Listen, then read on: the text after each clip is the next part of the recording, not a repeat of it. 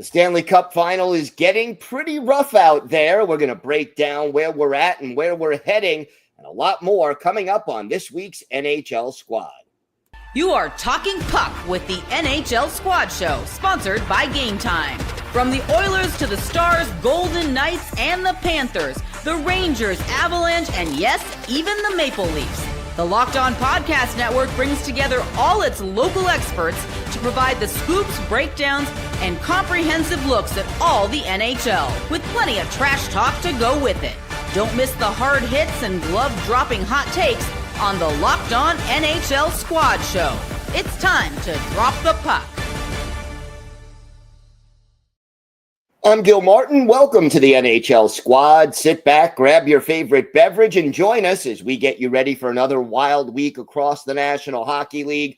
We are part of the Locked On Podcast Network, your team every day. Today's episode is brought to you by Game Time. Download the Game Time app, create an account, and use code LOCKEDONNHL for $20 off your first purchase. We have a great panel today. Seth Toupal of Locked On Wild is here, as is Tom Callahan of Locked On Mammoth. I still got to get used to saying Mammoth, but yeah, great to have both of you here. And guys, I got to say it. Game 3 of the Stanley Cup final, a little Broad Street Bullies flashback for me anyway, if I'm old enough to remember those teams, but seemed like hockey almost from a different era.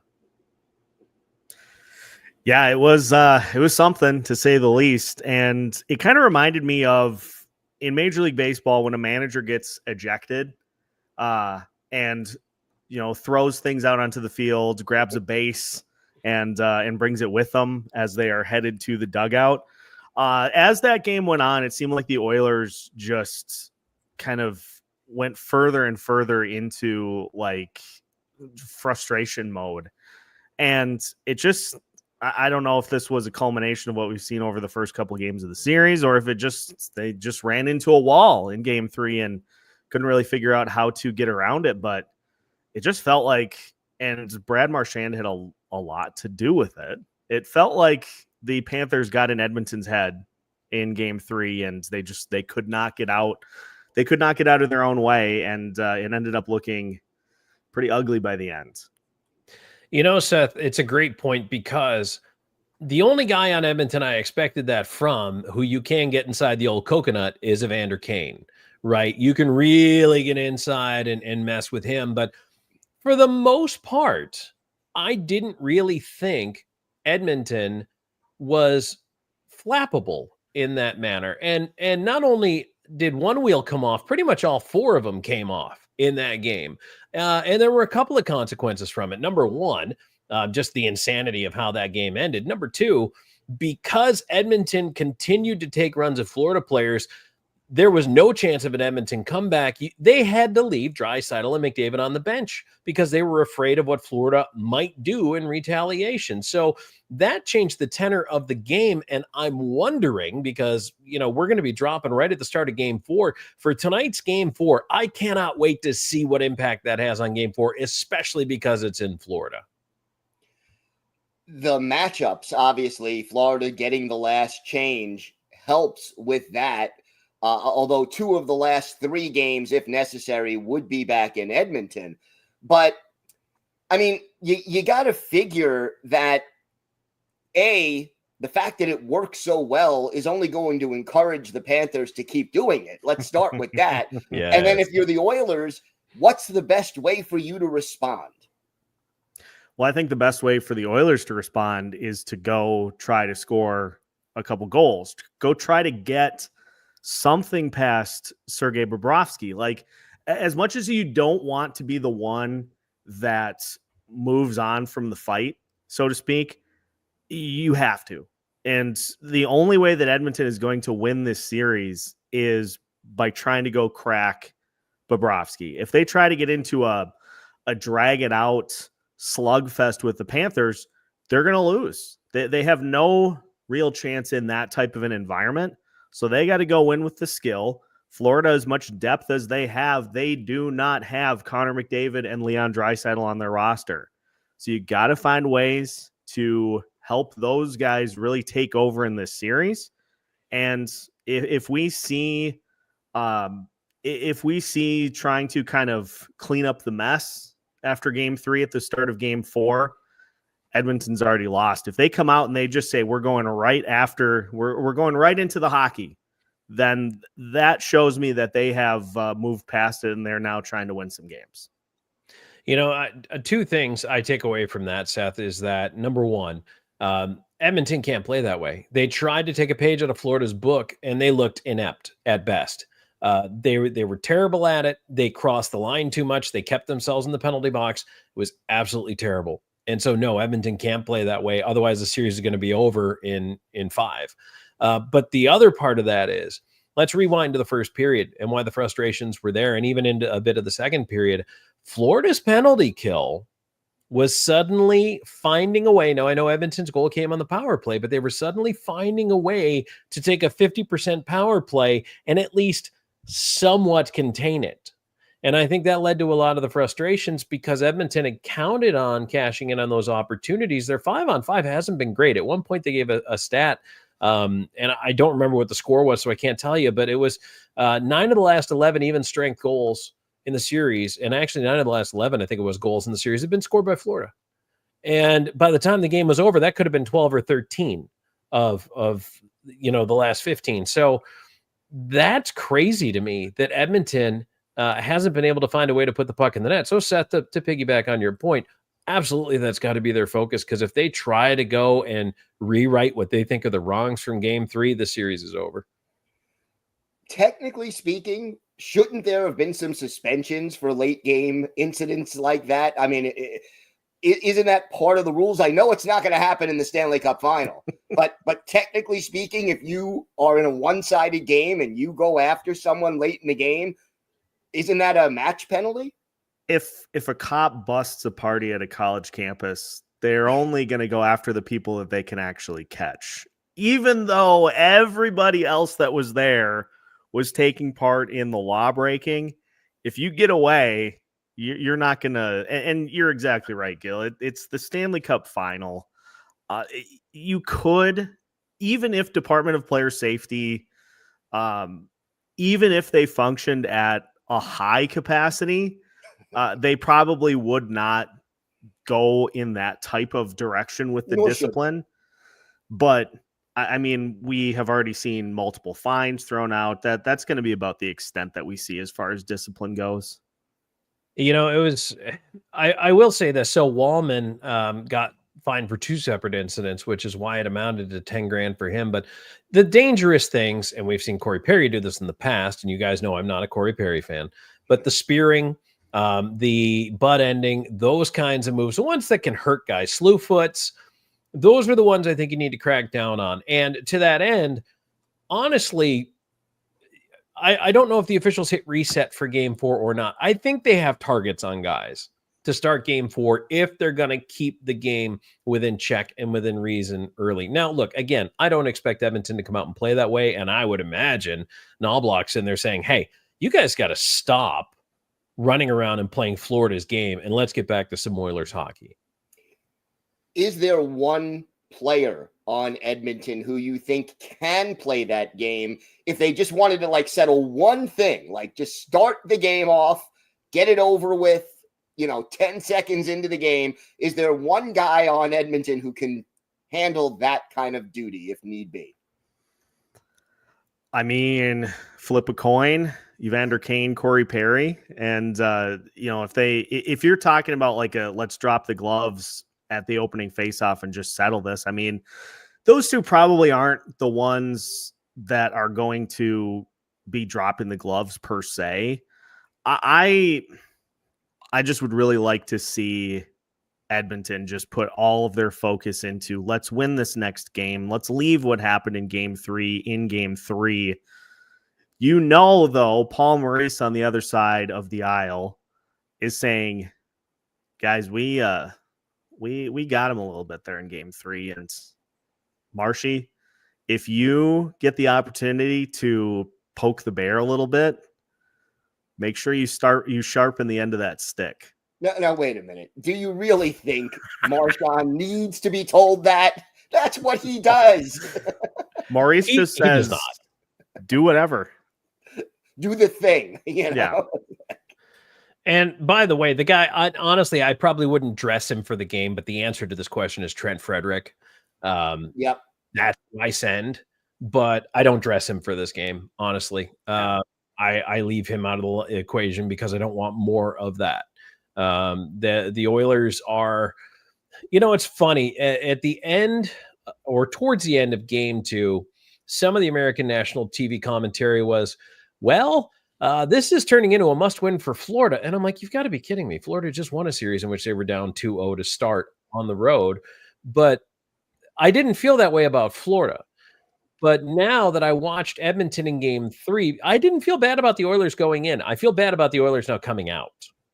And so now I kind of feel like they have to win game 4. And that's an awful lot of pressure and a couple of days to think about it. Yeah, sometimes it's not whether or not you win, but how you win or lose that carries over to the next game. And we'll see how the Oilers respond. We've got a lot more to get to here on the Squad Show. We'll talk a little bit more about the Cup final and a surprise coaching change in Dallas. We've got all of that and more coming up on the Squad Show.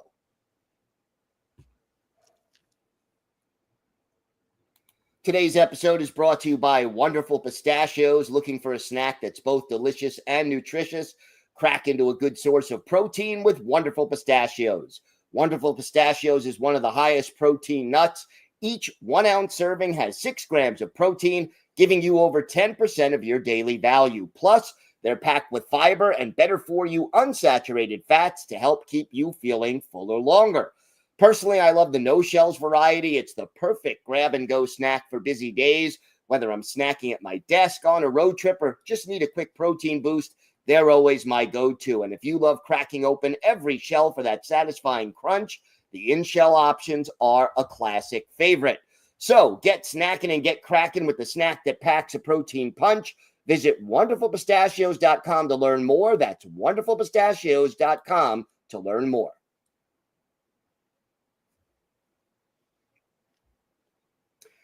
So I got to ask you guys this. The trade deadline, every year, every team that's in contention is looking for that missing piece. How important was the acquisition of Brad Marchand to the Florida Panthers this year?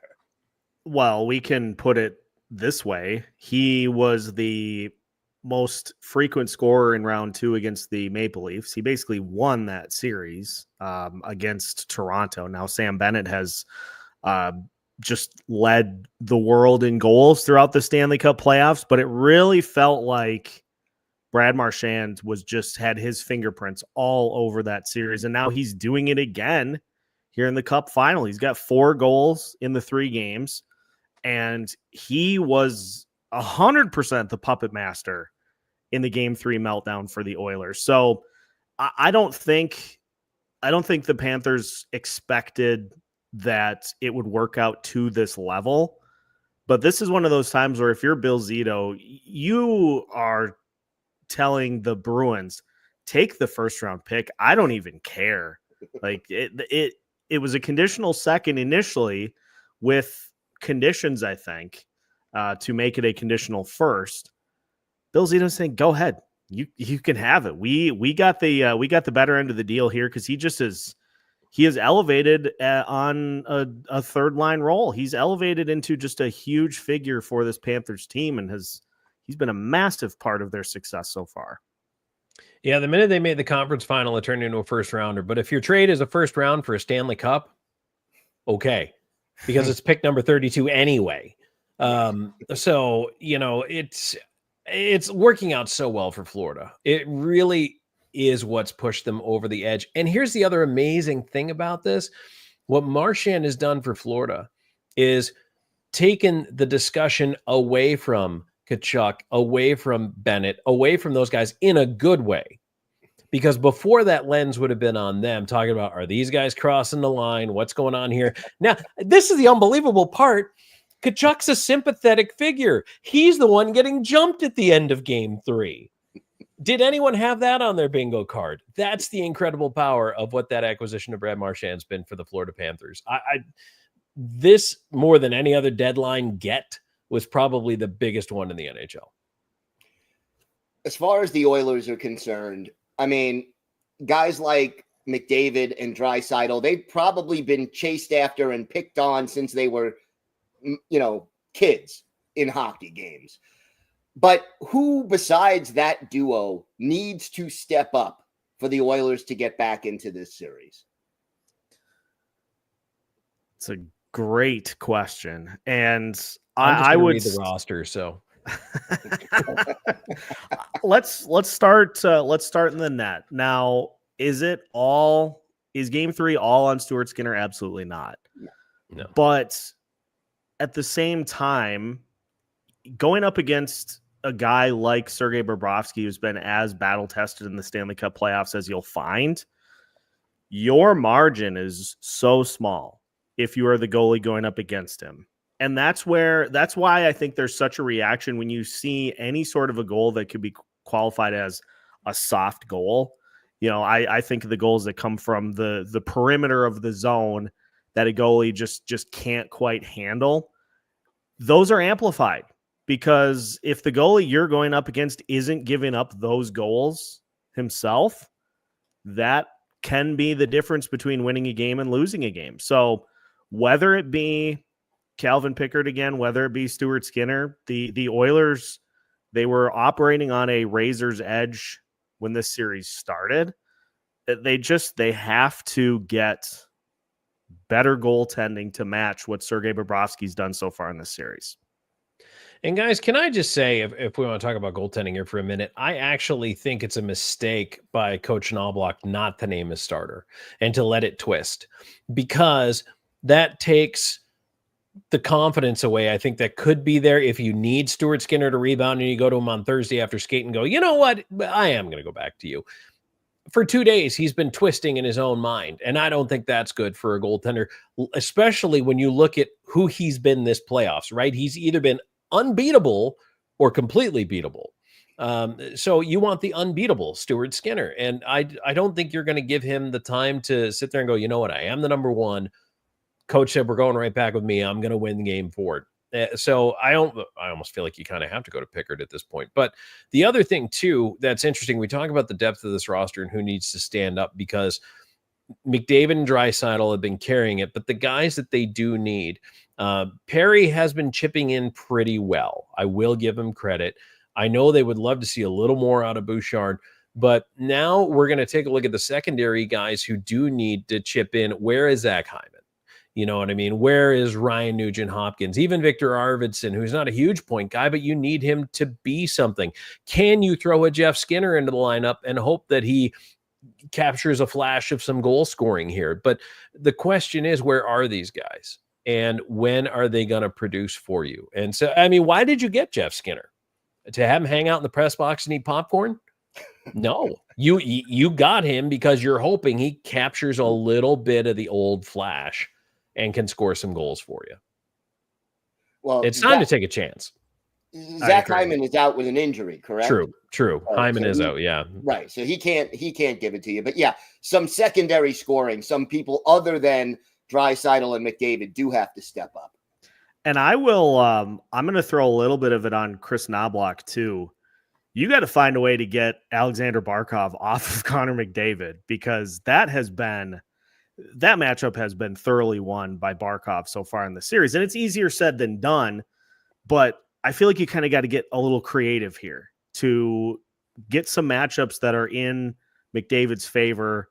If you just keep ramming your head against the Selke Trophy winner, you're not going to win that battle, even if you are Connor McDavid. So if Chris Knobloch can find some ways to just put him other spots in the lineup to get him some better looks, I'd look there too.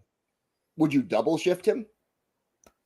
I mean, at this point, you have only a couple more games that you can lose, and then your season is done. So at this point, you got to throw everything you have at it to try to win Game 4. Tom, do you think it's possible that the Oilers privately named a starting goalie but are not announcing that publicly? Is it possible? Yes. Do I think that's the case? I'd be shocked, because the press is going to be breathing down your throat and the goaltenders' throats for the next 2 days by not putting that to bed. Look, they're going to find storylines to concentrate on. I just think for Edmonton, probably the worst one for them to harangue is goaltending, because it has been an issue already in these playoffs a couple times. They've already switched back and forth between these two guys. So yeah, I don't think it's doing anybody any favors. If they have named it internally and they're just like, we're gonna let it, twist, unless they're trying to deflect from somebody's injured or they don't want them knocking on another issue, which I'll be honest with you, I don't think they're that smart. I don't think they think that far ahead. I just don't think they know. I don't think Knobloch knows yet who he wants or can even trust. That's the other thing. Who can you trust at this point? And it kind of stinks for Skinner, but let's face it, at the end of game 3, Pickard didn't look bad. True. Very true. Well, we'll find out shortly who ends up starting game 4. And then if that same person continues in game 5, lots of unknowns. And yet, despite all this uncertainty, back-to-back Stanley Cup finals for the Edmonton Oilers, which maybe tells you how good their offense is, all things considered. All right, we've got more to discuss here on the Squad Show. The Dallas Stars changing coaches after going to 3 straight Western Conference final. I know Seth is crushed. We're going to talk about that and more coming up on this week's Squad Show.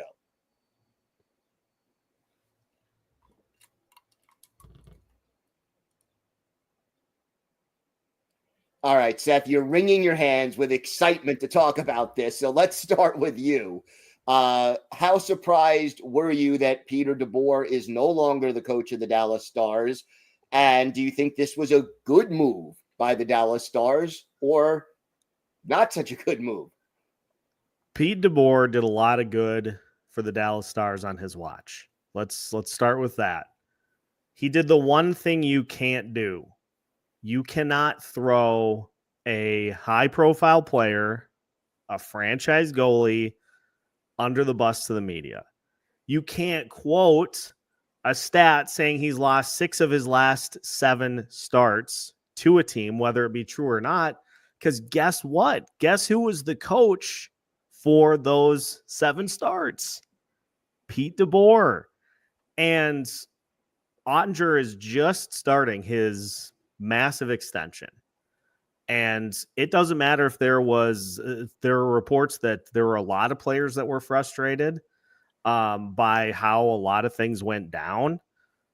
I get that DeBoer was trying to galvanize the team in a must-win game, but you've got one of the 5 best goalies in the league. And yes, you do give up goals on the first 2 shots of the game, but where was the team? Where was the team scoring goals? Where was the team that we saw against the Colorado Avalanche where we're saying this team's shorthanded and they're giving the Avs everything they can handle? That team disappeared. And choosing to throw one player under the bus, that was basically signing his own pink slip. It's so first of all, I covered DeBoer every single day when he was coaching Vegas. I was working for another outlet at the time, and Vegas was my beat. So I watched day in and day out, was at all the press conferences, heard all the excuses all the time. And fellas, you probably remember, and some of our viewers and listeners will remember, when that graphic came out with the sword through the back of Marc-Andre Fleury. Yeah, that was smack in the middle of when I was covering that. And that's why I thought it was funny when the graphic resurfaced with Ottinger with the sword named DeBoer going through him again. Same thing, different team. He unfortunately has this knack for trying to blame goaltenders and in some cases ruin relationships with goaltenders. Make no mistake, Pete DeBoer is the reason why Marc-Andre Fleury didn't finish his career as a Vegas Golden Knight. Like, he's the reason. And pretty much drove him out of town himself.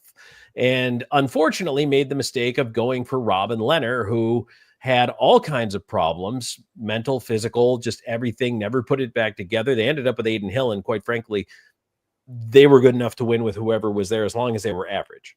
But that was not Pete DeBoer. Pete DeBoer was gone by then and caused some issues there, then also caused issues in Dallas. looking at the Stars' success, once Mikko Rantanen cooled off, things became a lot more difficult for Dallas. They weren't getting production outside of Rantanen, and Ottinger was the guy who was keeping them in games. And you look at a lot of goaltending completes in the playoffs this year, they center around what people don't look at, which is run support for your goaltender. Connor Hellebuck was losing some big games, but he was losing them 1-0, 2-1. Yeah, he's still losing. He's getting blamed for the loss, but score some goals. And look, that's a great example. Jets are a great example. Florida's a great example because they lost 2 games to Toronto. Did Paul Maurice panic? Did he go out there and go, well, my goalie was better? No, that's not how you handle this stuff. And to me, it sounds like you're looking for a scapegoat trying to save your own job. And it bought him another year in Vegas, which eventually ended poorly anyway. And I think Dallas was actually really smart to cut bait with it right now, because if you want to repair the rift with Ottinger, and Jim Nill's getting tired of repairing rifts, he's getting tired. He had to do it a couple of years ago, right? Ownership literally called out Ben and Sagan, and he had to be like, oh boys, all right, come on, let's talk this over. He's got to do the same thing with Ottinger now, and probably the easiest way to do it was to get rid of DeBoer, and I think they will be better for it. Do you think DeBoer finds another job soon? Like, let's say December, there's a team that's really struggling, off to a bad start. They're looking to replace their coach. Is DeBoer one of the top candidates? Or does this problem that he's had both in Vegas and in Dallas follow him, and teams are like, yeah, he won, but no? There are enough teams out there, I think. And this is such a GM thing to do, to look at what has happened to DeBoer at his previous stops and say, well, that's not going to happen here. Like, I would not be shocked whatsoever if he's one of the top candidates for whoever ends up being the first team to fire their coach during the season. Like, he, as much as he has had public squabbles with goalies and has been, there's very clearly is a ceiling to what he brings to a team. There are GMs out there that will say, I mean, he gets to the Western Conference Finals. That's what he does. And if we maybe just talk to him about, hey, maybe you don't publicly call out the goalie this time. The NHL loves to get former coaches back in the mix. So whoever is the first coach to be let go, he's going to be one of the first names mentioned as a possible replacement. The NHL loves to recycle coaches. That's very environmentally conscious. But Tom, do you think that, who do you think the Stars might look to hire now? There's only one vacancy in the whole league. Boy, that becomes interesting, because do you want to look internally because you've had success? The team did have a great regular season. Changing the system probably isn't if you don't have to change the system, it ain't broke, don't fix it, is what I'm saying.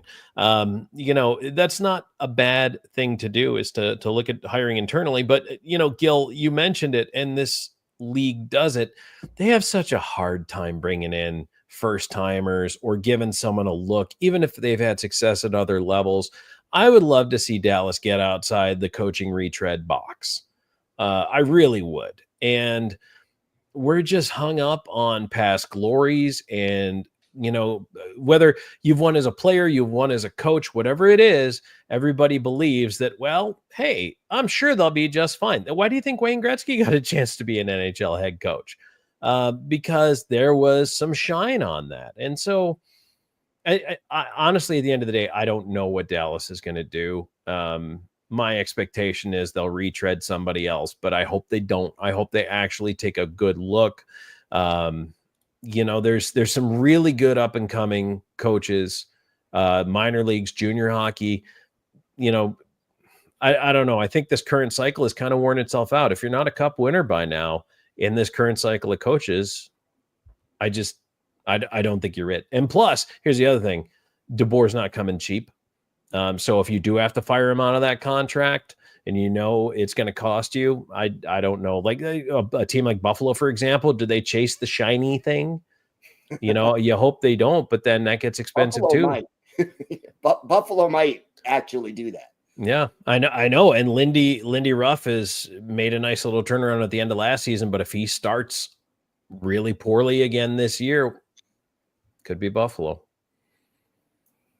We shall see. Going to be an interesting situation to follow. Dallas AHL affiliate doing really well. Maybe they promote from within. That's another possibility. Wouldn't have to change the system much, but you don't know until it happens, and we'll certainly keep tabs on it.